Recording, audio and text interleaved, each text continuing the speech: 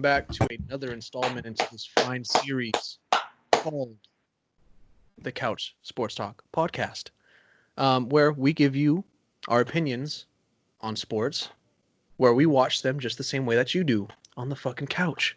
Okay? We got our beer. There we go. I'm Goozy. We got Little Philanthropist, and we got Young E. I'm kind of mixed up because you guys are on opposite sides. You guys are usually always on the same side, but this time it's a little different on my screen. How are you guys doing today? Chilling. Feeling good, man. Feeling good? Been getting to watch some baseball, some hockey. Sports just back on. Happy about it, man. Sports are back, man. Gotta love it. And once NFL gets back, I'm gonna be really fucking hard. I'm gonna be full on erect as soon as NFL comes back. Hope you're ready to take the L in fantasy again this year, bro. Mm-hmm. Hey, there's one thing I'm shit at. It's fantasy. But yeah, y'all ain't ready for it. No cap. All right, let's just go ahead and jump right into this motherfucking thing. First thing I want to talk about is something that I know will get someone in this little chat here's blood boiling because he adamantly does not want this to happen, and that is Young E not wanting Antonio Brown to join his Baltimore Ravens. And I gotta say, I am intrigued by this story because Antonio Brown is one of the most intriguing NFL players of all time. He was one of the most dominant to being one of the most craziest to then retiring. I don't even know what he's doing, but yet we have Lamar Jackson vouching for him to join his team. So we're going to start with you, Young E. Why do you not want the great Antonio Brown to join your team? Oh, no. Did he freeze? I thought he was just smiling the whole time. You made him rage quit, bro. He wasn't feeling AB to the Ravens. Let's go. So, okay, we'll just go ahead and let you go, Phil. What you think, man? No. Do not do this. Do not sign AB. You don't have to mess up a good thing in Baltimore. Just don't do it. No disrespect to AB. Legend in his time with the Steelers. Great Hall of Fame level production. But, you know, whatever's going on with him and his mental health and his ability to stay out of trouble off the field, it's just not worth it for your team. You know, stick with what you got. Develop your young talent. And just stay away. That's what I would do. And you know the thing with me too that it doesn't really make sense is the way they run their offense. They're not really wide receiver heavy. Obviously, when you add a talent like Antonio Brown to your team, it's going to obviously improve your offense. But for what they're doing and what they need, I don't know if it's a necessity. And if anything, I think it could hurt more rather than improve. Right. Just in the long run, you know, like we seen with the Patriots, right? He was able to come in and be effective for one game, but then the next, you know, literally the next day, he's just going off the rails. So, you know, I think he needs to kind of just take some time for himself. And we don't even know what the suspension will be from the league yet. So I know if the Ravens are thinking about signing him, they're going to definitely wait to hear what that suspension will be. So I'm just really intrigued about it all because, you know, I do feel like if maybe there is one quarterback that could keep him in check, it would be someone like Lamar Jackson. You know, just the way he carries himself, you know, being a leader and just being so charismatic, I think Antonio Brown would take to that very well instead of being around fucking Roethlisberger and his rapist-looking ass. But anyways, Young E, you cut out there. I don't even know if you heard everything I said, but why do you not want Antonio Brown on your team? We kind of went through it a little bit, but we really want to hear it from you, the true, not only Ravens fan, but the true Lamar Jackson fanatic. I mean, for me, you know, I love what he brings to the table as a player. I really do. But he carries a lot of baggage. You know, we all know that. And I think you're right. If there was a team he was going to fit in with and do well with, I think it would be the Ravens. I think having, you know, his cousin there, Marquise Brown, will help out, you know, keep him on the rails a little bit. I think we have a really good coaching staff and a solid team, and Lamar's a good leader. But at the same time, we have Marquise Brown, who is a very similar type player. And then we just went out and got James Prochet, and Devin Duvernay in the draft, who are also very similar type players. So at this point, I just don't see why it would make any sense. If anything, we need a big play type receiver, a bigger guy who can, haul in the red zone catches. I'm hoping to get that out of Miles Boykin, but we'll see. I'm hopeful for him, but it just wouldn't make sense to me right now unless it was on a really team friendly deal, a minimum deal with maybe an option or two for a second and third year. Just if he came out and got his stuff together, ended up performing well, and they were able to keep him for a couple years cheap, but I don't see it really happening that way. So Would you even say that like you guys need another wide receiver on the team? I mean, at this point, no. I think we've made the right moves this offseason. I think Willie Snead is really slept on asset. And I think these rookie wide receivers can come up and contribute. They both proven themselves in college, and we all know how deep the draft was this year in wide receivers. And I saw some things out of Miles Boykin that I really liked last year too. But on top of that, we have Mark Andrews and Nick Boyle, who are big contributors on the offense. So and then you have Mark Ingram coming out of the backfield catching passes. So I think we're all right now. But if they sign him, as long as it was a very team friendly deal and nothing guaranteed, I don't think I'd be necessarily upset. I don't think it really puts the team at super risk, but I'm not hoping for it by any means. So someone who has been a huge Ravens fan, can you kind of describe to us what it's like to watch him twice a year and just, what you have seen from him? What kind of receiver is he? And do you think he still has any of that left? I mean, from day one, I always saw a max effort guy. He is a guy that goes out there and puts everything on the line every single play. He doesn't take plays off. He is a fantastic player. He's quick. He's got good route running. He's very strong. He can, be a possession receiver at 6 foot 5'11". I don't know what he is. I know he's not very tall. So he's an amazing player, but we saw what he did with the Patriots that one game, was it? He looked really good, but who knows how long he can keep that up. And I will also say that one game was also against the Dolphins. So Mm-hmm. keep that in mind. And it was in their stretch where they started out 0-7. So yeah, it'll be very interesting. I think it would be beneficial for AB to just sit back, man. Just, Yeah, stick to take what he some said with time. retirement, take the year, figure some things out. And the thing is, too, is he's going to have to do a suspension no matter what. So, Mm-hmm. I could understand, too, if he just wanted to sign with the team for like a small deal, get that suspension out the way, and then maybe play a couple games towards the end of the season. But I don't know. We'll see. I just don't think it's necessary. But I do Yeah, appreciate Lamar Jackson going out of his way to give, someone who could potentially help the team a second chance or Right. a third chance. yeah. I mean, I know they did a lot of work together, and I know they're close, and I think that would help, but I don't know. I would much rather us go after somebody like Josh Gordon because I think that's more the player type that we need right now, as opposed to AB. Nothing against AB. Again, fantastic player, but we just have a lot of guys that are fitting that mold of, a guy that can play the slot. Right. I Yeah, would I love to think see with Josh Gordon. Sorry, go ahead. Hmm.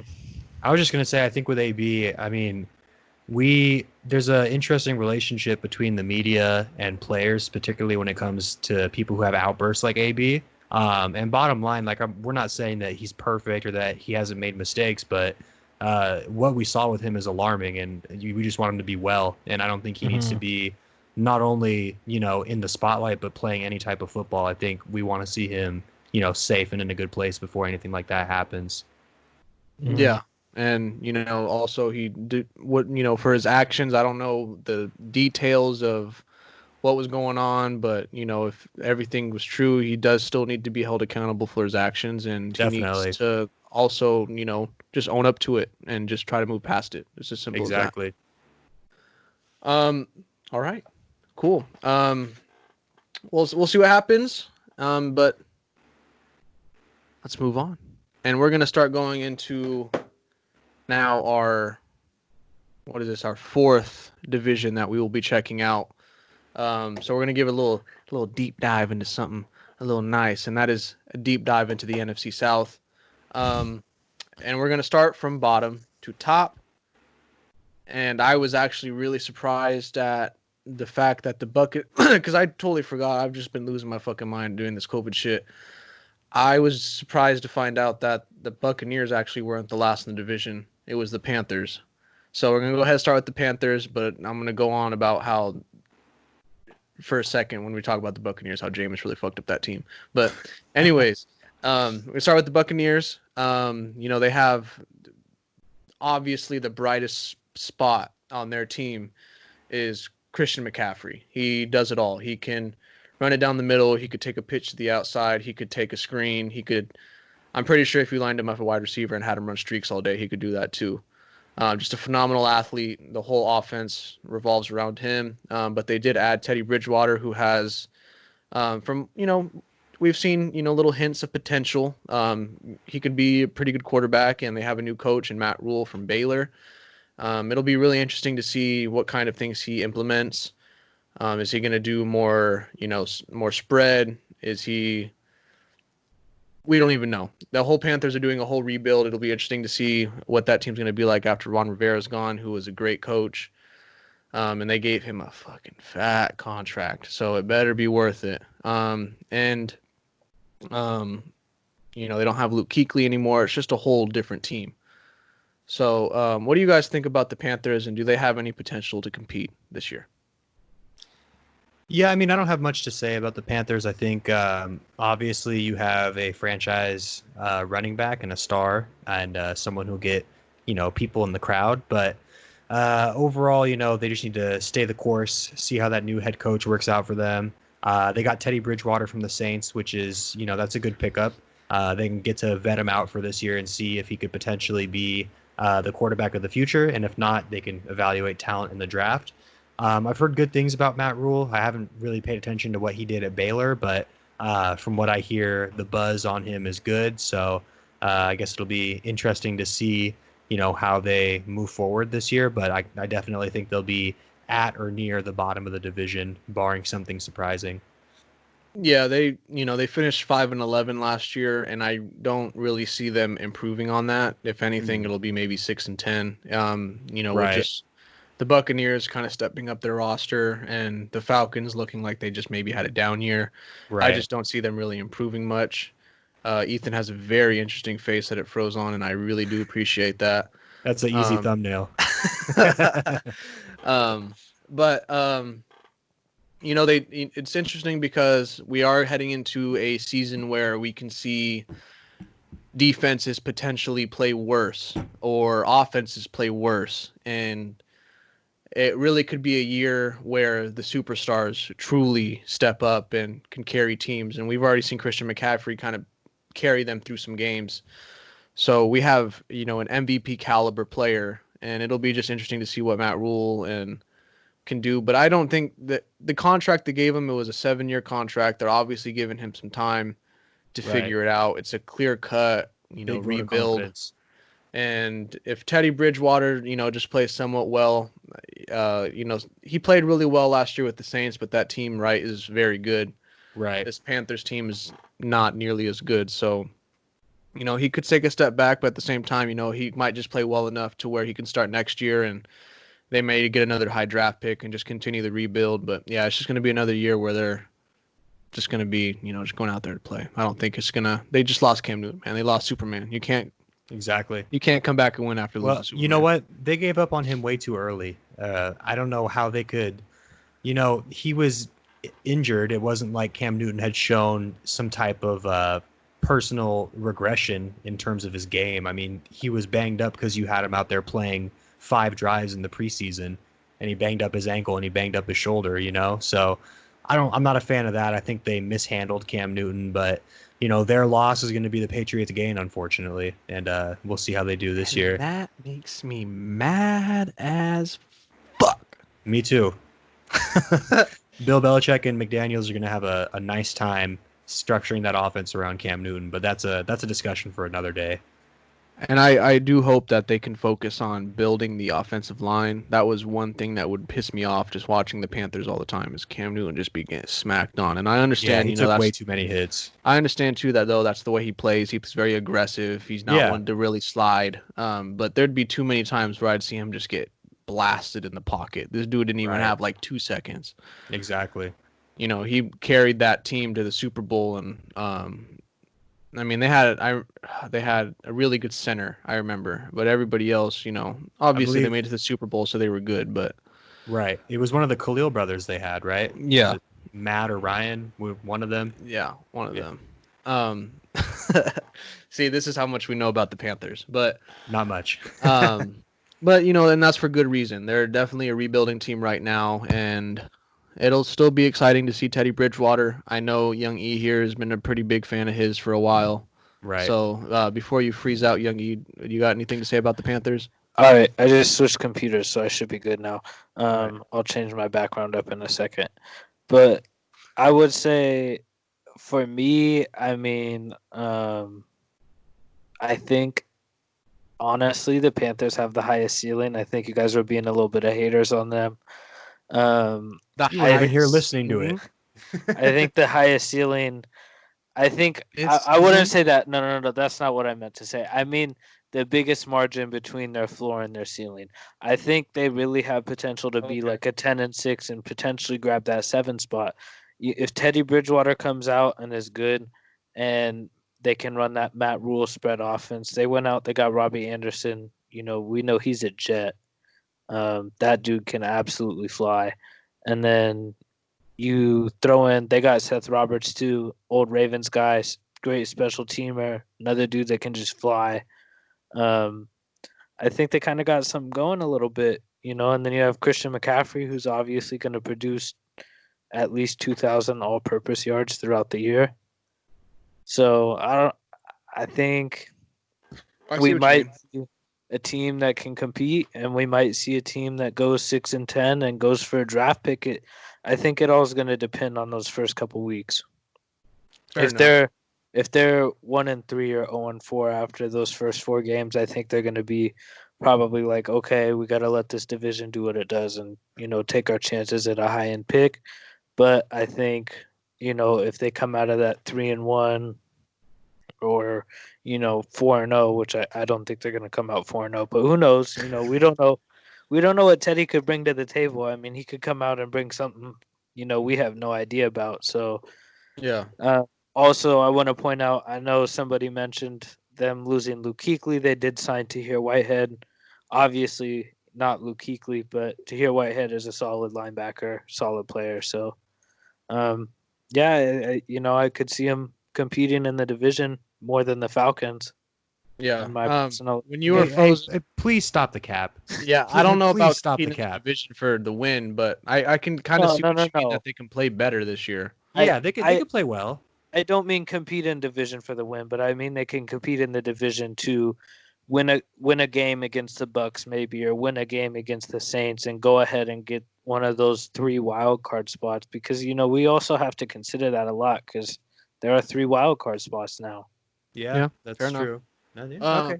And I think to kind of going just based off of what you're saying, Teddy Bridgewater was very effective last year with a back like Alvin Kamara, right? He can run it and then also pass catch. I think Christian McCaffrey's a little bit better than him, so it'd be interesting to see what the two of them could do together. So I see what you mean. They could definitely be a lot better than what people are putting out, but I still think it's just not their year yet. They'll be one of the better rebuilding teams, I think. Yeah. Yeah, definitely. All right. Cool. Yeah, they're going to be exciting team. I'm really excited to see Teddy Bridgewater given another chance to start. And Let's see if Matt Rule brings something new to the NFL. And third, the Falcons and the Buccaneers tied, but I kind of want to talk to the Buccaneers and Saints back to back. So let's just go ahead and jump into the Falcons. They still got Matty Ice. I don't know how much of Matty Ice is still in there, though. He's kind of getting a little melty. I don't know about that one. I still am absolutely in love with Julio Jones. In my opinion, he's one of the best wide receivers that I've ever seen. He's going to make a difference on that offense no matter who's the quarterback. So, if Matt Ryan can just come out and play like he usually does, this team's going to compete with anybody. But, other than those two, the Falcons are a good team. They have been a good team for a while, but I just think it's, going to be the Buccaneers or the Saints time. They're just they've been unraveling ever since they blew the biggest lead in Super Bowl history. They pissed me off, so I haven't liked the Falcons since then. What do you guys think about the fucking Falcons, dude? I mean, they have a good roster, but I think they need to move on from Dan Quinn. Yes. Whatever magic was there is not there anymore, and they need to just pull the plug. I'm a big Matt Ryan fan. I think he consistently has solid production. Even last year, it was obviously a down year for the whole franchise, but he had a 66% completion rate, 4,500 yards, 26 tubbies, and 14 picks. That's consistent. That's solid. They have a great, I would even personally say elite top 10 quarterback. They obviously have good weapons on offense, but something's just not clicking there with the coaching, and they need to move on from that. And I think until they do that, they're going to be stuck in that same purgatory between 6-10 and 9-7. So I honestly see another, third place, maybe sneaky second place finish, but I don't see them making the playoffs. Go ahead, Youngie. Yeah, for me, honestly, I see them being the worst team in the division after their departures this year. I think they brought in Todd Gurley, who is being paid way too much money for just, I don't even know what he contributed last year to the Rams, but it was not much. Big fat nothing. Yeah, exactly. Hey! I had him in fantasy. He got in the end zone a few times. He was good for 7 points a week. And that was a high draft pick, though, huh? Mm-hmm. Yeah, it was. It was a wasted draft pick. Yeah. Hey, whoa! Stop the fantasy disrespect first and foremost. It was a waste. It was a wasted draft pick. But they did make some moves. They brought in Dante Fowler to cover Vic Beasley, who they lost to the Titans. Speaking of Vic Beasley, I don't know if you guys heard, didn't report to camp this week, unexcused according to the Titans GM. But that's for another day. I just wanted to throw that in real quick. I know they got my boy Hayden Hurst. I think he has potential to be, fill that void of Austin Hooper. But I don't know. I don't like Dan Quinn, like you guys said, and I just can't see them competing in that division. I just think it's too good. I think they're the worst team in the division, and that's just what it is. I love Julio. I love Matt Ryan, and they can combine for 4,000 yards, but it's still not going to be enough. The defense is just not good. The defense is really not good. Yes, that was going to be one of the things I was going to talk about. Is the defense to me is just not going to be able to compete with what. Like we were just talking about, the Panthers are probably going to have somewhat improved offensive, just game plan, offensive scheme, and we already know what the Buccaneers. Well, we don't know yet, but they've definitely improved their offense. They're not going to be throwing 30 interceptions anymore. And, you can say what you want about Drew Brees, but that's still not a bad offense. So I definitely don't see them competing. Matt Ryan and Julio Jones may be able to single-handedly win them some games. But, other than that, man, I could kind of agree with Ethan. They could be potentially the worst team in the draft. Not in the draft, in the league. Yeah, this Corona hitting. But man, I just I don't like them. They still, like I said, they piss me off. Ever since they lost that Super Bowl, I've been mad at them. So Shout out to Kyle Shanahan. I don't have really any good words for the Falcons other than Julio Jones is one of the best wide receivers to ever play the game. See, well, and here's the thing for me is they went out and they cut Devontae Freeman and they brought in Todd Gurley, which I think. Wait, hold on. Young E is one of the biggest Devontae Freeman fans, bro. He drafts him in fantasy every year. Single year. I do like Devontae Freeman. I don't like that he hasn't been signed yet. I think that's a little ridiculous. Should go to the Ravens, bro. He definitely deserves to be a backup back. He cannot come to the Ravens. We have 4 running backs involved in our offense. Hey, it's already wide receiver, bro. 5. So I mean, I think Todd Gurley is a little bit better than Devontae Freeman, but then when we compare prices, like you're looking at a $4 million a year contract to an $18 million a year contract. I mean, I think the Falcons will be heading to a rebuild next year. Probably. Dan Quinn is definitely on the hot seat of coaches that are going to get fired in the first 8 weeks of the season. I could definitely see that happening. His butt cheeks are very red right now. That seat is very hot. 6-10. 6-10? 6-10. And you got Panthers finishing what? 8-8. Okay. I respect it. I could see it being along there. I could see 5-11, 6-10 out of Falcons and 7-9, 8-8 out of Panthers maybe. That's fair. That's what I'm looking at. But I could also see the Panthers maybe wanting to do a little bit of tanking to get a little higher pick. So I don't know. We'll see. Those teams are definitely not going to be competing to win the division, in my opinion. That moves us on to the next one. And that is a team that is ecstatic. A team that has brought life back to a very sad Florida town in Tampa Bay. They signed Tom Brady, man. We're talking about the GOAT. The GOAT that I wish would just have one bad year. And they brought back another GOAT with Gronk. He went to do WWE and tackle and wrestle some of the biggest men on earth. And now he's coming back to do it in a different form, but with pads on. And they have 2 of the hottest receivers in the league in Mike Evans and Chris Godwin. And they also have O.J. Howard, who I like a lot at tight end. And they just recently signed, it was today or yesterday, LaShawn Shady McCoy, who I think is out of his prime a little bit. I think there was a reason why he didn't play in the Super Bowl. But we'll see. Tom Brady usually brings out the best out of everybody. So what do you guys think about the Buccaneers and what they can do this year? It's hard to evaluate. I mean, they have a really good roster, like no question. I was looking even at their defense. They have Shaq Barrett, who had almost 20 sacks last year. They have Ndamukong Suh, who can still produce. I don't want to hear it. You don't want to hear. I bet you don't. I don't want to hear no Suh shit. Yep, after the Miami Dolphins fun experience with him. But no, they have a good roster. Also, Jason Pierre-Paul, a great offense.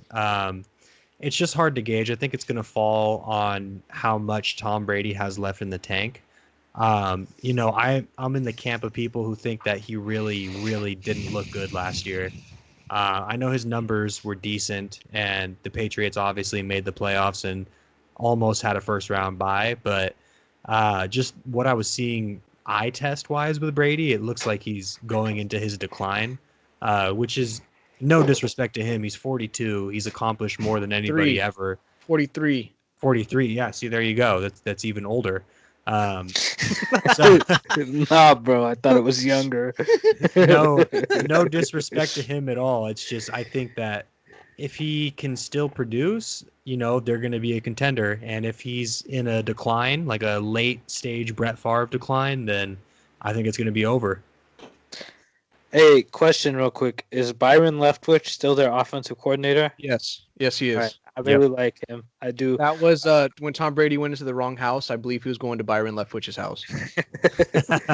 So I think they have potential to go 12-4, and I Yeah, think they could also go 8-8. And I think it all depends on Brady. As you said, I think they have a good defense, a solid defense. Secondary isn't the best, but they got a good defensive line. My boy Devin White, rookie last year, started balling at the end of the season. I think I watched him get a touchdown in one of the last two games of the season, and it was just he had just a nasty game. And then you have Mike Evans and Chris Godwin, by far, the best receiving core in the league. If you're asking me, that's probably 4 or 5, or you know, both of those guys are in my top 8 receivers in the league, easy, 100%, and they're probably easy. four. They're probably 4 or 5 with potential to go higher. So, that's a big difference. And then you throw in Gronk and OJ Howard.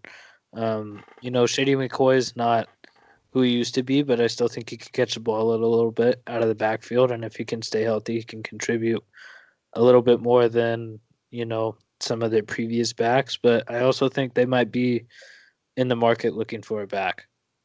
They might still be looking for another back to sign. So we could see that coming about, or we could see him producing an undrafted free agent back. That happens here and Devontae there. Freeman, maybe.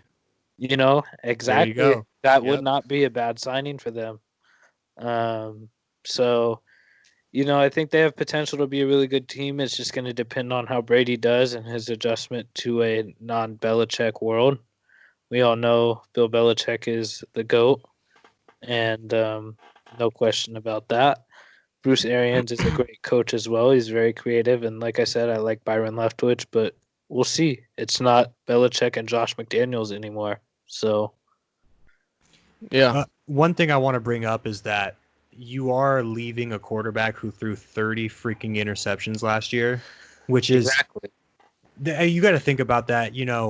Not turning the ball over is one of the key ingredients to winning football games. And with Jameis, you were turning the ball over just from him at least twice a game, and they still went 7-9. So I think even if Brady has a noodle arm and he can't throw more than 20 yards down the field, if he just keeps his interceptions for the year under 10, that's going to be a huge improvement for the team. Mm-hmm.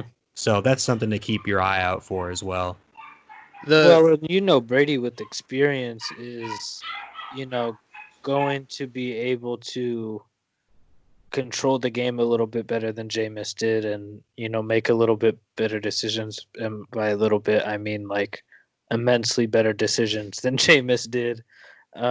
So yeah, I think the interception numbers will be a lot lower. I'm gonna be really interested to see how they change up the offense, because if you look back at Bruce Arians and the quarterbacks he's had in the past, I think they're completely different than what Tom Brady is. Going back, Carson Palmer, he had Andrew Luck right at one point, and then Ben Roethlisberger. So, Brady can't really sling it like those guys did when they were under Bruce Arians, but they got a good team like you guys were saying, and they have two rookies this year that I really like in Tristan Wirfs and Antoine Winfield from Minnesota. I think they're going to be very big contributors to the team. And, going back to what Little Philanthropist was saying about Brady with him really on the decline, this is something I was talking about last year, because as a Dolphins fan, you find every single reason to hate on the Patriots. But last year it was really it was alarming to me when the Patriots, I think they started out 8-0 or close to that. And in my opinion, maybe 7 to 6 of those were won by the defense. And it really had nothing to do with what Brady was doing. And in fact, I think they probably would have won those games with a bigger margin, maybe even won more games if they had a different quarterback under center. Now, that could be because, Brady was kind of having, Patriot fatigue and just the Patriot way fatigue and not wanting to do that anymore. So I could see him potentially coming out and having more freedom with the Buccaneers and just playing better because of it. And of course, he's going to have better weapons, but he's more the quick pass, slants, and I think it'll be kind of a big adjustment for Mike Evans and Chris Godwin to do that, because Man, that man Jameis, whether you liked it or not, that man was slinging the thing across the field, and it really benefited those two guys, and they were putting up big numbers because of it, and also they were leaving numbers on the field because of it. So it can go either way. Like Young E was saying, it can go 12-4 to 8-8. I don't necessarily see them going 12-4. I think it's just going to be too big of an adjustment with everything going on with COVID for them to go 12-4. But I could definitely see 11-5, 10-6. It's just it's going to be a hard division. The NFC is also very difficult all the time. I don't know what AFC division the NFC South is playing. Do you know, Youngie? I don't off the top of my head. I'll look real quick. Okay. But man, like, last year I really did see a decline in Tom Brady. And he could come out revitalized. Maybe COVID's going to give him a little bit of an extra break to kind of get that TB12 system going again. And, but I just don't think that they're going to be Super Bowl, like top 3 teams to be contending for the Super Bowl, like everybody's saying they are. And at least they're not going to start like it. I think it's going to be potentially a slow start, and it's going to take a second for them to get there. To be fair, the Patriots had a really bad offense last year. Mm-hmm. They had no weapons Mm-hmm. at all, and that's part of the reason that Brady wanted Fair to enough. leave. So, Yeah. take it with a grain of salt, but I definitely think he's on the decline. I mean, Father Time's undefeated, so we'll see how he can do at age 43, but I'm not too optimistic. They are playing the AFC West this year.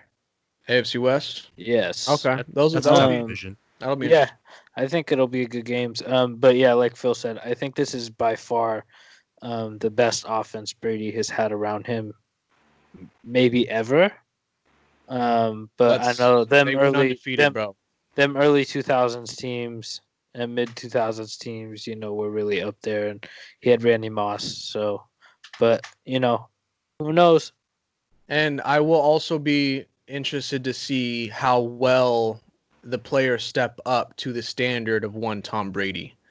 We see this every once in a while where a veteran can go to another team and it just doesn't work because either the franchise isn't ready to be good or just the players there just don't know how to step up in the big moments. So I could potentially, see them maybe going like a 9-7, 10-6, but then maybe playing even better the next year. Yeah, I just like I've been talking about the last couple of weeks, it's just going to be hard for me to believe that any team's going to start out really fast that has like a new quarterback under center and just new offensive weapons. It's going to just be a huge adjustment, and they're not going to have the time to do it. I will say my dream Super Bowl matchup this year is Bucks and Patriots. If somehow that were to happen, that would be, I think, the best storyline. I'm telling the you, best intrigue. that happens, I'm no longer watching football.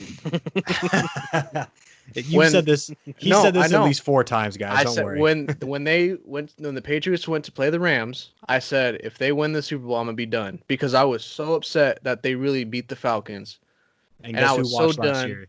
So if they really lose Tom Brady, TB12, Mr. Goatman himself, and they're back in the Super Bowl, why even be a football fan, bro? Like for real. I don't know. I think that AFC is a little bit too good now. It's unlikely, but just if that were to happen, I think just- it'd be very interesting. I just think that AFC is too good. Yeah. No, I agree. I think it's very unlikely the Patriots do it. He's got Lamar goggles on. I think it's unlikely the Buccaneers get there. If I'm gonna be honest with you, I think the Niners are gonna be just as good. The Seahawks are gonna be even better. Yeah. Jamal Adams. I don't even know what to fucking say about the Packers, but they're still gonna have Aaron Rodgers. It's gonna be a toss up when he's on the team anyway. The We're NFC moving West is Rodgers going to be a to bloodbath. Rodgers to receiver, Jordan Love time. Hey, and you cannot forget Kirk Cousins, bro. He can come out, just one of those games and take you out the playoffs. You never know. No reason. For no reason.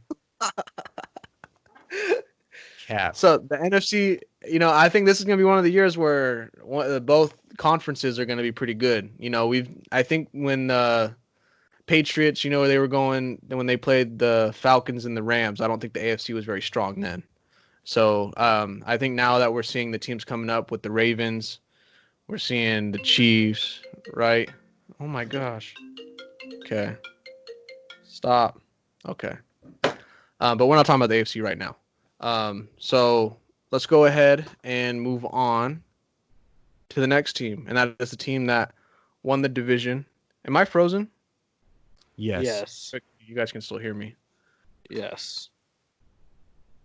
Okay. The team that won the division, the Saints. Yes, the Saints. They, in my opinion, have fallen off a little bit. I got distracted again. But yes, I think Drew Brees has fallen off a little bit. I think it was very clear that he's lost arm strength.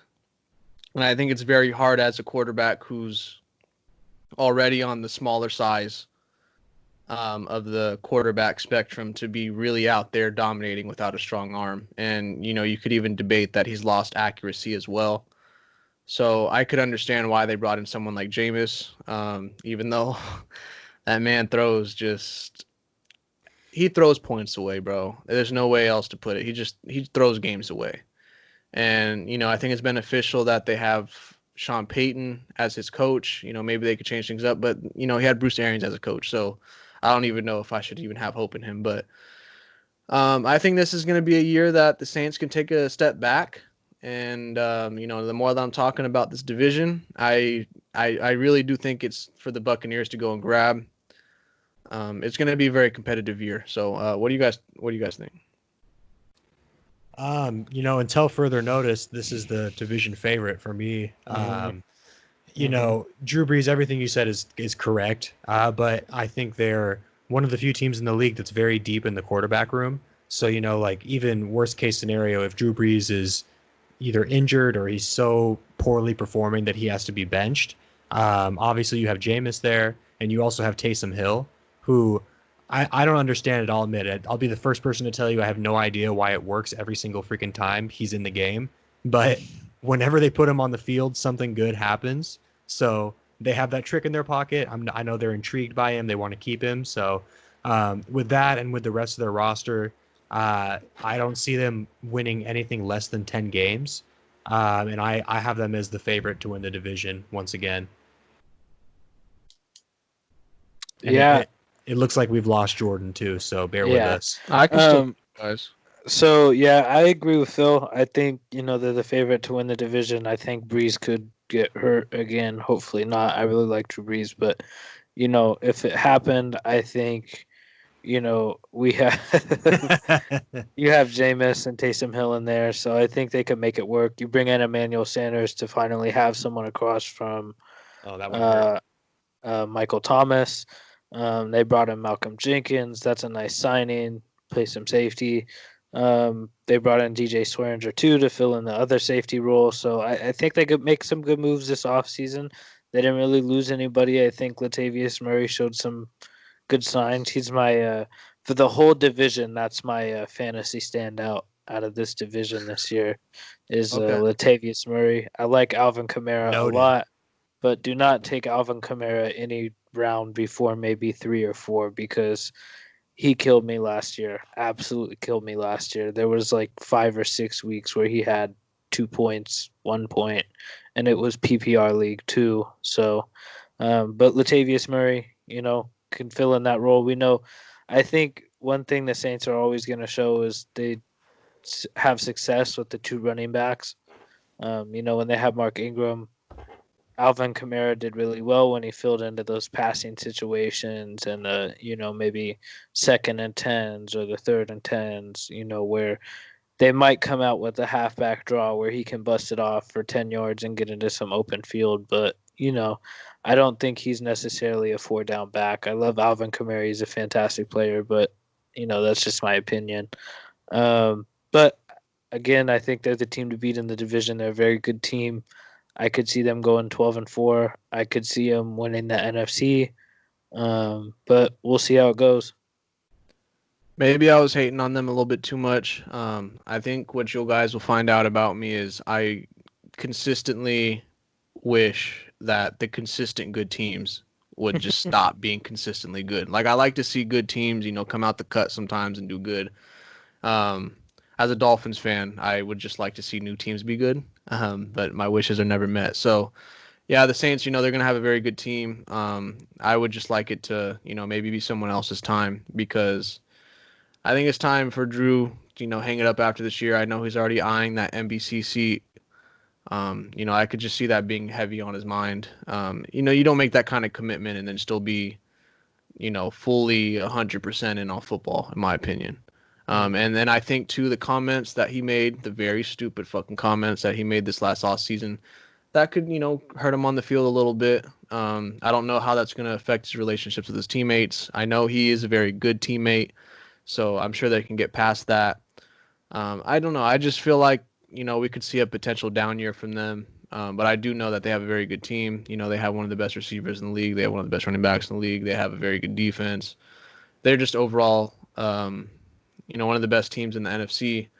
I just don't know if I would trust Drew Brees with my team anymore. We can say all we want about how the Saints have lost in the playoffs the last couple of years, and but at the same time, some of those times, Drew Brees wasn't putting them in the best position to win.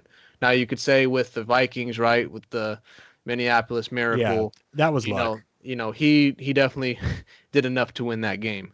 But I was really disappointed with his performance last year against the Vikings.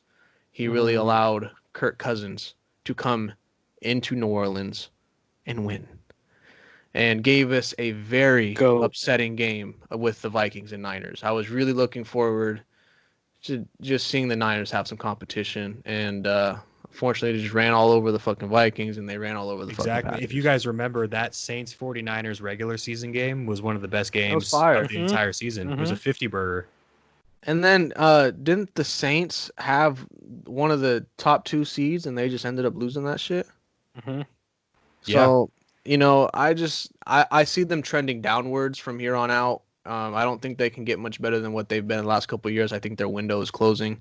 But I could definitely see this still being one of those years where that window is still open. But I think it's the last year that it will be open. Agreed. Any other remarks? Stop complaining, please, Saints fans. You're not the only franchise that's been screwed by refs. We're all Kings fans here, so we don't want to hear it anymore.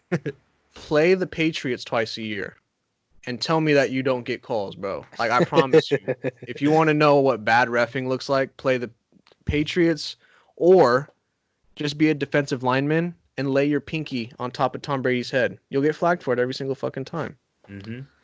But Cam Newton can take a helmet right to the face mask and doesn't get called. So let's complain about that. Oh, and the Saints fans are going to be complaining about Tom Brady because those flags are going to be thrown. Oh yeah.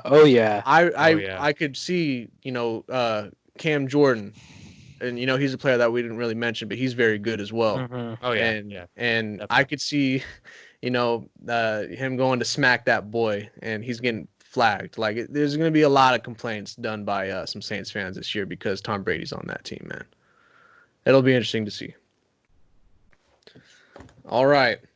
That was our NFC South deep dive. Ethan's throwing up gang signs currently. Chill. Today was actually, so we're doing this on a Thursday night. Today was actually the first day of the NBA restart, and I got to watch most of the Pelicans and the Jazz game, and then I was able to watch the first quarter of the Lakers and Clippers. And I'll let you guys talk about that, kind of go more in depth with it. But one thing I will say is it's very different, obviously, right, without the fans. And I think it will impact some of the players in the way that they're going to play. I think when you're looking, like, I seen LeBron, he drove past everybody and did this huge dunk, and it just didn't really seem to affect the game as it usually would, because there was no fan screaming. So, were you guys able to get some minutes in watching that the NBA restart, and what is your opinion on it? Yeah, I've been watching a lot of the exhibition games they had earlier this week, and what's really been surprising to me is it doesn't look bad to me at all. Yeah. Baseball, you're big empty stadiums with cutout fans, and Bro, them cutouts hot, bro. it feels eerie when you're watching that. But basketball, since they're in these small gyms, and since the gym is so small, but it's still packed with the coaching staff, the entire team, and they also have fake fans on the TV screen that run side by side. My first thought was that, this doesn't look horrible. It doesn't look that much out of place to where it bothers me. And I've heard a lot of cursing from the players on the TV so far, which is fun. Yes, that's Have you, fun. one of fun. the best things I've heard is every time Carmelo Anthony grabs a Yep. rebound, I got to get the fuck out of here. Yep. So, that's been fun to see overall. The NBA is really leading the way with, how to run sports leagues effectively and safely in the COVID times. So I know the world's watching them right now. There's a lot banking on this going well. So I'm excited that it's back, and I hope that it continues to be run safely and smoothly. Before you go, Youngie, I did want to go and talk kind of about the trash talking and the cussing that he was saying. I think it'd be very interesting to see if they did like maybe one of those late night ESPN specials where it'd be mic'd up, but they did they would allow cussing, kind of like how there is in the 30 for 30s. I think they should do something like that. I think a lot of people would enjoy that. I'd tune in. Mic'd up NBA real trash talk. No bleeping. Just let them go. But yeah, go ahead, Youngie. I haven't really got to watch a lot of the games yet. The Kings haven't played yet. They're really all I'm focused on until the playoffs start. But overall, from what I've seen, I've watched a couple of the highlights and stuff. I like the look of the stadiums. I like what they got going on there. But I do agree with Jordan. I think it's going to be a big effect on players without having the fans there and not having that much of a momentum swing when you have a big play like that. Like, yes, the bench is going to be getting hyped, but without the fans, I don't think it's going to swing the game as much. So I think that's going to make a difference. And then I also think, we might see some players who aren't normally all that great going to come out and ball out without the fans there because they don't have stage fright, because there's no fans there. So there's nothing to, be scared of. You're just playing basketball at that point. So it'll be interesting to watch. I did get to watch a little bit of the game tonight. But I was also watching the Coyotes. They had their exhibition match tonight, so I was peeping that a little bit. But I saw the Pelicans lost, so hopefully, all things go well and the Kings can sneak it in. But, I don't know about that. So I got some live news for the boys on the podcast here. It appears, and I'm sorry to inform you of this, we appear to have missed a classic game between the Lakers and the Clippers. It went down to the wire, and LeBron James hit a game-winning shot. And the most important thing, it appears that Kawhi Leonard and LeBron James were cursing at each other earlier in the game over a foul call, and the cameras picked up the whole entire thing. Oh, nice. Yeah, good. That's what I like to see, man. You know, with this bubble basketball, I want to see the nitty-gritty. I want to see the cursing. I want to see the shit talking. I want to see all of it. So, that's cool stuff, and I'm just jazzed that basketball is back. That's cool stuff. Yeah, so LeBron, it was tied 101, and he missed the floater and then got the rebound back and made it in. That's dope. I was actually going to say in regards to the Clippers that I think if one superstar that this format, it really would not matter, it's Kawhi.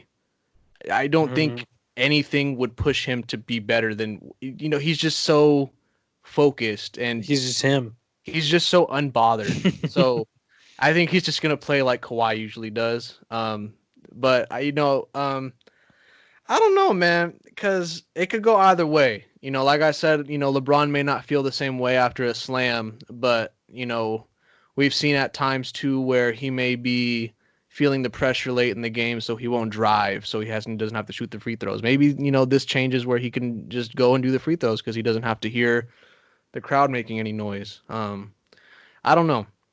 When I was watching it, my grandma walked by and she was like, "Yeah, I feel like there's something missing." And I was like, "Yeah, there is." The crowd. Facts. So it does make a big difference, and I was actually surprised that they didn't implement. I feel like they had more crowd sound effects when the Expedition games were going on. I didn't really hear that as much these first 2 games. Yeah, they were tampering with it more. There was even they threw in the yeet sound effect a few times, which is funny. Yeah. So I don't know, man. On Sunday we're gonna, and then the show will be released Monday, but we're gonna go ahead and do what we think the brackets will be and kind of how things will play out. So I'm really interested to talk about that with you guys. Mm-hmm. Yep, go Kings. Go Kings. You want to get into one more topic before hot takes? Yeah, let's talk about Joe Kelly and the Astros conundrum that we have. I'm gonna leave you guys to do that. I'm gonna go take a quick mud. Go for it. Go for it. Union break. So basically, as we all know, the Astros were caught cheating up to and before the World Series. And, people don't like that. And that's fair. No one likes a cheater. So Joe Kelly took the justice into his own hands 2 days ago, and he decided to throw at and then strike out Astros hitters and then mock them on the way to the dugout. So, right off the bat, the Astros don't cheat, man. Come on. Mhm. It ruins the integrity of the game. It's horrible. It's an absolute scandal. I believe the punishment should have been harsher. With that being said, I'm not a fan of pitchers throwing intentionally at people, specifically at people's heads, as Joe Kelly attempted to do. With that being said, I also don't think Joe Kelly should have got 8 games as a suspension. That seems, especially in an abbreviated season, that seems very extreme, and it seems like an overreaction. Overall, it's just a mess. I really feel for baseball fans and for MLB fans because the integrity of the game has legitimately been compromised. And I'm not going to say that the Astro players deserve it, but I'm also not going to say that I feel terribly bad for them being targeted by a lot of teams this year. So I'll leave it to you, Youngie. What do you think? Joe Kelly is pitching right now against the Diamondbacks. I'm watching it while we're podcasting. Seriously? Yes. Did he appeal? He's appealing, so they're going to deal with it. My hope is, for the sake of baseball and because of the public outrage we've had about it, I really hope that they go ahead and just say, you know what, we're going to cut it down to 2 games because 8 games is ridiculous. As someone who's played baseball, I really don't like the throwing at people's heads. I understand how dangerous it is, even with the fantastic equipment they have in the game now. It's just dangerous, and you could hurt somebody. It would. You could kill somebody, if I'm going to be real honest with you. I mean, we've seen pitchers get permanent brain damage from getting comebackers, so you could definitely get it from a pitch. So, I mean, it's just, for me, the risk is too high, but at the same time, if you want to hit one of those Astros guys in the ribs, I'm not going to be mad at you for it. Yeah, just below the neck. Those are guys some pieces of shit. And I'm so frustrated with the MLB. A lot of people are frustrated with the fact that, not a single player on the Astros got suspended, but now we're going to see Joe Kelly get suspended for 13% of the season. I mean, 8 games normally wouldn't be a lot, but that's 13% of the season. When you take that to, the normal 160-game season, it's about 25 games or so. Not to mention that he's a reliever, right? So he can play in multiple games in a row, whereas a starting pitcher, that would be, 2 starts maybe? Exactly. So it makes a big effect, and he's probably the Dodgers' top reliever other than their closer. So I just think it's a little harsh, and I don't really know what the MLB is doing. I'm not huge on Manfred. I really hope he's out of there after this year if they have to go into a lockdown or a lockout. But it is what it is, man. I'm not going to complain if they uphold the 8-game suspension. I'll take it just because I'm competing with the Dodgers, and that's a big facts. But facts. I don't like what's happening in baseball right now, and it's a huge ass mess. And fuck Manfred, he's the worst commissioner in sports by far. It's easily close. I don't know if you guys talked about it, but I feel like that hasn't been talked about much, but I weren't there other teams caught cheating, not just the Astros? Yeah, the Yankees did too. Yankees and Red Sox supposedly, and there's been videos surfacing over the last week of games, the 2018 wild card game against the A's, where a guy was sitting in the outfield, zoomed all the way in on the catcher, said he was recording for the TV, but obviously he was zoomed in, like you could see on the camera in the picture that it was literally just between the catcher's legs, and he had his phone out like he was texting somebody or something the entire time. So we'll see what comes out of that. But I also know that the MLB decided to cover that up because those two teams are too profitable and too big for the league. So they don't want that news to get out. Yeah, so what I was going to say is, do you think that has to do with what they did to Joe Kelly? I mean, potentially. I mean, I just think they're digging themselves in a hole because fans are not going to stand for this. Players are not going to stand for this. It's just, you can fire the general manager, you can fire all the players, you can fire everybody, but if the players aren't getting suspended at the end of the day, it's like they're just not getting, punished for cheating. And it's just like it's okay to cheat. And then you have two teams where nothing's even been said. No punishments have been taken, not even a fine. And there's been stories leaked about it, and now everybody has just forgot about it. I think there was a New York Times story about it, and it's just been swept under the rug and forgot about now. I see a lot of posts online about how they don't think it's just, a Red Sox, Yankees, Astros issue. Do you think this could potentially be a league-wide issue? I mean, personally, no. I think, there'd be the teams that I would see involved in it. I think they'd have a lot more sustained success than they have. I think with the outrage that the Dodgers had after it was announced with the Astros, I can't find it likely, as much as I hate them, I can't find it likely that they were cheating. Well, I'm not meaning like every team's doing it, but league-wide to me would be like, maybe half of the league. Yeah, but I mean, I just think we'd be seeing a lot more sustained success. The thing is what we did see with the Astros was a team batting average of like 280, 290, which is out of this world. And And that was only at home, right? yeah, and we don't see that with other teams. We're not really seeing that. The only team that we really see that with is the Colorado Rockies, which they play in Mile High City, so it makes sense. Bombs. Yeah, that ball just flies. Just like in any other sport, that ball just flies. This brings up field goals. I feel love like this field goals in Denver. Sorry, go ahead. Yep. 63 yarders from Brandon McManus. NFL records in Denver. Yep. Yeah, no cap.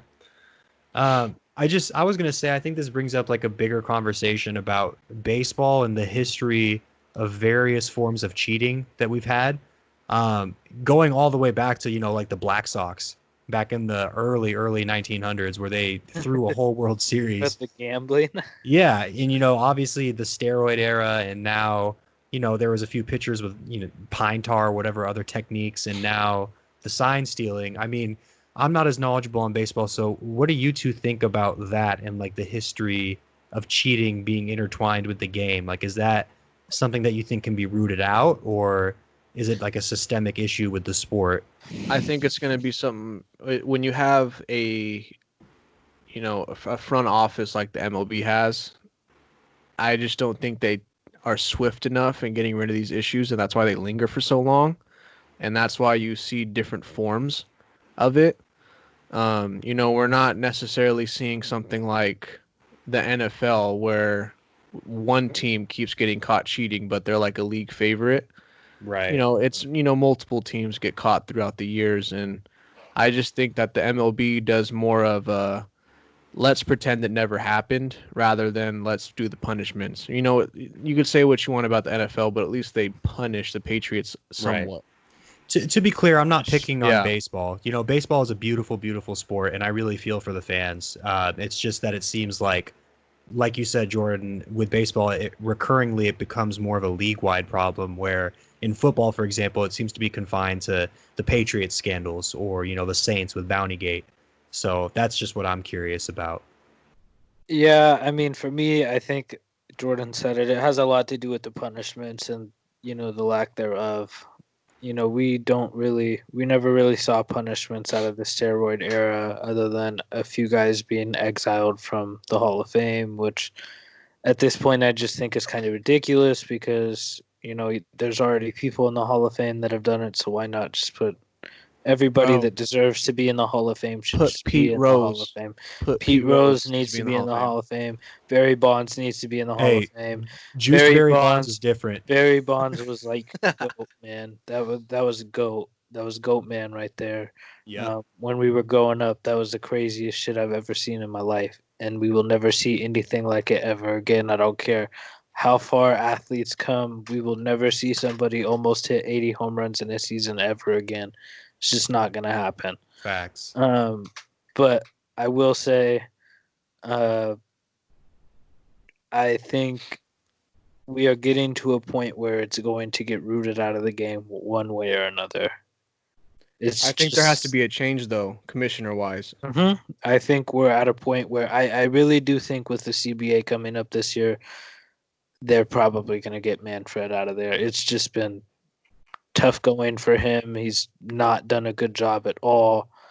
And I'm not saying I could run baseball, but might be able to do a better job than him. with, You have my vote. with no knowledge. With no knowledge. At least I could punish the people that cheated. Hey, I was thinking about it the other day when I was really, really messed up off some vitamins. Um, Commissioner of like a sports league has to be one of the hardest jobs. And you have Yeah. to think too, there's not many of those jobs. Like it's such a unique job. Like I was just thinking about how interesting being a commissioner would be. Mm-hmm. Like you have to like think of like Roger Goodell. Because I was watching one of the 30 for 30s about it's the Junior Seau one. So he has to go in court and talk about CTE. And then, the next month you can go up and list off all of the draft names. And then, the next month he's going to have to talk to, law enforcement about some players and figure out, investigate himself on what a player's doing. Like, it's just a very unique job. Yeah. And the fact, like you're saying, that it's so unique and so different really makes me appreciate the great ones, like Adam Silver, for Yeah. example. That's otherworldly level talent for him to steer the league the way it's going. And, I don't envy the job the commissioners have, but especially with Goodell and Manfred, like, it really says something that if you're Rob Manfred, you're being called the worst commissioner in sports when Roger Goodell is also a commissioner for a sports league. It's just I don't ineptitude think on multiple Goodell's levels. that bad. I would respectfully disagree.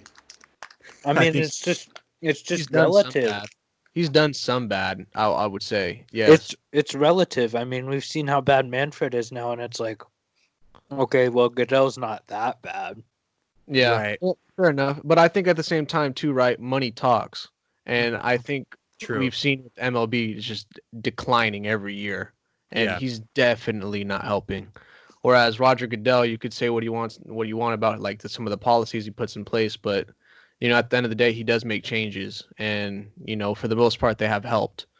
That's I would have liked him to maybe put his foot down on different issues a little bit more, but he still is effective to an extent, and the league continues to grow. And then you can go on forever about how great Adam Silver is. I don't know. That's I fair. want to talk about the commissioner job because it's really just so intriguing to me. I would just love to see I don't even care what commissioner it would be. I would just like to see what they do on a daily basis.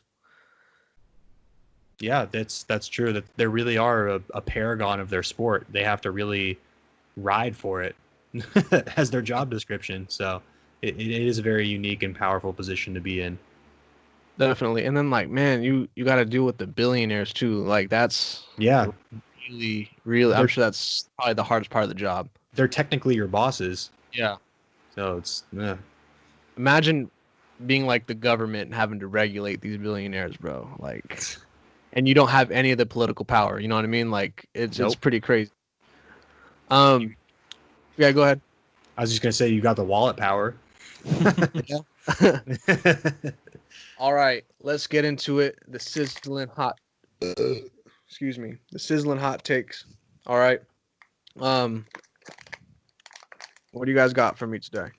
Give me something a little juicy, something that's gonna burn my cheeks. Give me something. I'm gonna defer to Ethan for him to go first. My hot take is still in the oven. All right, so my hot take this week has to do with baseball.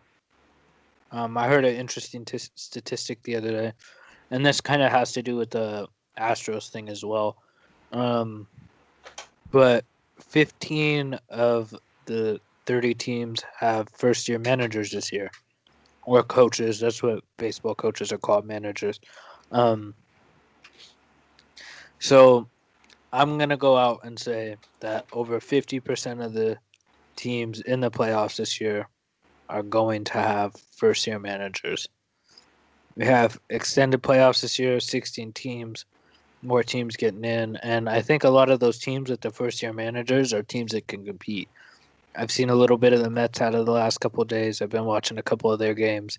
I think They did pretty good against the Red Sox. They're looking all right. So I think there's a lot of teams out of that can compete. Of course, I think the Astros are going to make the playoffs as much as I hate it, but they got first-year manager too. So I think, that's going to be my hot take this week. I think it'll be interesting to see how it plays out, but it's going to be the one sport where I think youth and, new coaches are really going to come in and help in this pandemic. Okay. I was gonna go along the lines and kind of talk shit about the Buccaneers and TB12, but you brought up something that I kind of wanted to talk about as well for my hot take. And as much as I'm in support of just not really having any sympathy for people who are cheating, I do think that my hot take is I don't think that any pitcher should be trying to hit the Astros anymore. Just throw your best pitches, man. Go out there and dominate. Don't let them get any free bases. Don't let any free runs. Just like go that. out there and fucking kill them. Give them your best effort. I don't give a fuck who you are. Every player on a team that's playing them, you play 100% that day. And you show them, hey, this is how you play real fucking baseball. So that's my shit. No hitting, no more hitting, bro. Because all you're doing is just putting people on base. And you never know. You can mess up on the next pitch, and there you go. 2-run home run. And then you're making them all excited because now they feel like they could play baseball again. I respect it. I think, yeah. And then I think, too, no mercy. You go up 14-3, keep putting up runs. If you win the game 28-3, so be it. I want the score to be 10-0 and you're still stealing bases. That's what I want. Mm-hmm. I love that. I want you to be winning 10-0 in the playoffs, and then you put in your second ace. Just fuck it. Hell yeah. Send them to the top of the draft, man. For real. Make them go 10-50. I'll let your hot take cook up a little bit more in the oven, young philanthropist, and I'll just go ahead and say that I don't believe that the Buccaneers should be a Super Bowl favorite. I can definitely see them be competing to be a team to make it, but right off the bat, I just don't see them being a favorite. When I look at a Super Bowl favorite, I'm looking at the Chiefs, I'm looking at the Niners, I'm looking at the Seahawks, I'm looking at the Ravens. And out of those 4 teams, I just really don't see how the Buccaneers are going to be able to put it all together with our COVID offseason and be able to play just as well as them. I just think those teams are just going to be superior. And I don't know, I just think it's a lot of turnover for one team. I know the players are great and they're still going to do very well. I just don't think in comparison to those 4 teams that they're going to be contending as much as those teams are. Yeah, I 100% agree with you. I'm with you. I think they're really good, but I don't think they're of the elite teams in the league. I think they could sneak up there by the end of the season, go on a little playoff run if they got it together by the end of the season, but I don't know if one season is enough time to figure it out. If Brady doesn't have a huge decline, I could say they have a better chance next year than they do this year. And one thing I will say about Brady too is, when he was on the Patriots, they would play so well in December. And I think that has to do with the obviously being in in the Boston area where Mhm. it's fucking cold, and the way Brady plays with the quick passes and the screens, that just works so well. When you get big arm quarterbacks to come into New England, it just doesn't. It's not as effective as Tom Brady, who's just so quick and precise. So I think when you're playing games in December in Tampa Bay, it's going to be a whole different dynamic for him, and I don't think the games are going to be as favored towards him, because there's going to be quarterbacks and come in, they're going to throw the ball as much as they fucking want, because it's going to be beautiful weather. Somebody's going to be a little bit of paradise for him, and I know that's one big reason why he went down there. He wants to chill. So I just think that maybe with his older arm, it could benefit him because of the warmer weather, but I think that's just going to enhance the competition when they're playing teams towards the end of the year. So go ahead, Philly. Yeah, so my hot take is basketball related. I was watching an exhibition game between the Kings and the Bucks, and I was really paying attention to Giannis. And I know, Giannis has gotten a lot of attention. He won MVP last year. He's most likely going to win it this year. And my hot take is that Giannis is going to compete to be the GOAT. I really think he is. His physical dominance and his progression year after year, he's on track. He's complete. He's continuously improving his game. And with how muscular he's gotten and how strong he is now, some of the moves he was doing, it really looked to me like if you were to take Shaq in his prime and with his athletic abilities and you were to give him perimeter skills, ball That's handling. what I was going to ask you. Do you think he can be as dominant as Shaq? I think he's there already. I mean, this got me curious because, I'll be honest with you, I don't watch that many Bucks games unless they're playing like a big name, if it's like a big primetime game. I looked up Giannis' stats, and he's averaging 29.5-ish points, 14 rebounds, and 7 assists, and he's doing it in 32 minutes per game, which is not a lot of minutes. A typical, like LeBron James, for example, plays about 38, 39 minutes. That's like a heavy load. So he's playing less than 3 quarters, and he's putting up 30, 14, and 7. And he can't be guarded. The only thing that's really holding him back is his 3-point shooting. If he is able to become competent 35 to 40% 3-point shooting, I don't know what you do with him. I really don't. He's been improving it every year. Yeah, he's getting there too. It's incremental, it's slow, but he's getting closer. And you've seen some of the plays too. Like we talk about it all the time. What he did to Ben Simmons last year in that one late regular season game where he just backed him down twice, dunked on him, and called him an effing baby to his face. Like some of these athletic plays I'm seeing from him, I don't know how anyone's going to stop him. And really, when I saw this game against the Kings, my first thought was the Bucks are taking the title this year. Because the rest of their team is so solid that, unless Kawhi or maybe LeBron or Anthony Davis puts forth a superhuman defensive effort against him, I don't know how you're going to stop him, honestly. Man, that it's so crazy just to watch him play because he can effortlessly dunk from the free throw line. Yes, he's so long. It's really crazy. So I agree. I've been seeing that from him. Just how dominant the dude can be when he's having his best games. There's no one better, and you could even argue that there might not have ever been anybody better when he's having his best game. It's hard to argue that. Like, I don't know, like, even if he's having his best game and he gets a 3-point down, you put him one-on-one against prime Shaq, I don't even know how that turns out because, Giannis it's unbelievable. And then, like, he throwing his passing. I can tell when I watch him, he's learned a lot from LeBron. Yes, definitely. So you throw in, a little bit of LeBron knowledge, a little LeBron influence on a 7-2 frame. Unbelievable. I love watching him play, man. Yeah, I agree. He definitely has more so than LeBron. He has that that rip your throat out Kobe, Michael Jordan mentality. He definitely has that in him. So that's obviously a whole different monster. I forget who he did it on, but he ran down the court and was yelling in his face, "Is like on your fucking head," like. Yeah, he does that. Shit. Mm-hmm.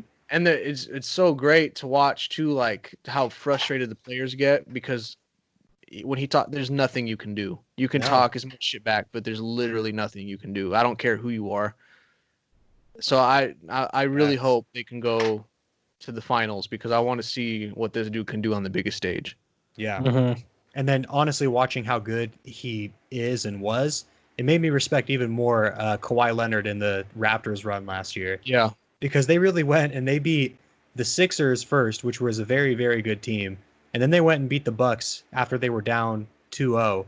And then they went and beat the Warriors. That's a great run all around. Mm-hmm. So Definitely. You it's know going to be a why? fun playoffs. Because the Raptors play great fucking basketball. And they still do. That's a sleeper team. Yes. Yes. Yes. Watch for them this year. Hey, I don't. You're not gonna be able to stop Giannis, but Siakam may be able to stop him every couple possessions. So I'll be Nick interested for Nurse. that matchup. Yeah. If you can ever watch Nick Nurse and Mike Budenholzer coached against each other, you just have to tune in. You got to watch all 7 games. Hey, you think Giannis looks like a Greek god? Yes. Duh. Is he top 5 sexiest NBA players? Relax. Yeah, I'll give it to him. Yeah. That's fair. Yeah. That's fair. I mean, look, he's put on a lot of muscle, man. It's actually It's insane. I don't know if he's been drinking extra servings of juice or not, but he's put on a lot of muscle. How much you weigh? I don't know, but at this point he's 6'11", right? So he's got to be with that much muscle. He's like got to be 7 250. foot. No? Yeah, I was gonna say 260 now, probably. I don't know about 7 foot. I haven't heard that. That's kind of like everyone who says KD is 7'2". I'm like, all right, chill out now. He might be 6'11", 6'10". Like I really thought Giannis was like 7 foot, 7'2". That's why I said 7'2" frame earlier. He's up there. He's definitely 6'11" plus. I just don't know how tall specifically. Yeah. Well, you guys heard it here first. Giannis is a top 5 sexiest NBA player in the league right now, and Facts. on his way to becoming the fucking GOAT. I don't know if we're gonna be able to see him go, like 8 straight like LeBron, but with how dominant he is, I could see him being potentially having like a better winning percentage in the finals if once he starts getting there. Right. I mean, I know you guys remember early in LeBron's career when he had a few Eastern Conference losses, like to the Celtics or when he lost to the Spurs. It almost came into the Magic. It almost came so quick that the criticism started coming on. Like, well, why isn't he able to break through? I can really see that happening to Giannis if he has either if he loses before the finals or loses in the finals this year. I can see a similar early career bevy of criticism, maybe even like a Skip Bayless type personality coming in and co-opting that story. I could really see that being something that happens. He gets that 3-pointer down though. He's a wrap. Winning a minimum of 4. Minimum. That's fair. That's fair. Especially with how ass the East usually is. I think the East is getting better. Right. I think teams have started to rebuild a little bit better ever since LeBron left. They don't feel it's kind of interesting because people say that LeBron isn't like he doesn't put fear into players, someone like you say it's like Michael Jordan used to, but when you look at like when the Hawks or the Raptors would play him, obviously they didn't have like the star power to compete anyways, but they were scared, bro. That's cap. Everybody was scared of LeBron. The Warriors were scared of LeBron. That's why they got Kevin Durant. you know? Just stop the cap. But I mean, the Bucks. It's not like an early LeBron thing. The Bucks are a really good team without Giannis. They have a really good roster. They have an elite coach. So I really think they can do damage. I think they could win championships now, starting today. Yeah. So it'll be interesting to see that. Fall off a little bit, losing Malcolm Brogdon. I didn't even say that correctly, but I thought because he was balling with Indiana for a bit, but he's a good player. It doesn't even fucking matter. That man Giannis is just balling. Yeah. So, definitely. We'll go ahead and just leave it at that. I know Young E's computer's about to die. So, hey, good talk. Appreciate you guys jumping in, talking to me about this, just everything that's going on. It definitely gives me something to do. I hope you guys are doing well. I hope people that are listening are doing well. We are all thinking about all the people out there that are, suffering through this tough time. And, of course, Black Lives Matter, man. And it's really great to see that on the NBA courts. All the courts, all the sports. And I absolutely loved how, Donald Trump said he was going to turn off the game if he seen anybody kneeling. So the NBA just said, fuck it, all of us are going to kneel then. Yeah, we don't give a shit. Turn that shit off. Turn it off. Yeah. Turn it off. So when I seen at the beginning of the games and everybody's kneeling and they're locking arms, that shows us, it shows me that we're really ready for big change here in this country, and I'm looking forward to it. That it seems to be, something that's not just regular people. Everybody's willing to speak up about it. Yep. Mhm. So I don't know what you guys think about that, but it's very exciting, and I know Yeah. you guys are usually on Yeah. the same page as me. So Definitely. No, we are. I mean, I think a really huge shout out to Colin Kaepernick for this. I mean, Yep. this comes Yep. from him. Yeah, Bare it does. minimum. He sacrificed his career for this, and none of us, that's not lost on any of us, and we love and appreciate what he did. And as a 49ers fan, I'm filled with so much pride that he wore our jersey and was part of those teams and decided to do this with his life. So thank you, Colin Kaepernick, for that.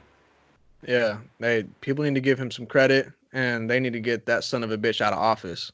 Yep. You want to talk Soon. about get son of a bitch off the field, motherfucker, get out of office. Soon come. Soon come. But Couple months. yeah, good podcast, guys. Appreciate it. This was the Couch Sports Talk podcast. We will be now having episodes on every Friday and every Monday. Stay tuned, and thank you for this wonderful journey through episode 5. Thank you, everybody. See you Have a guys good on night. Monday.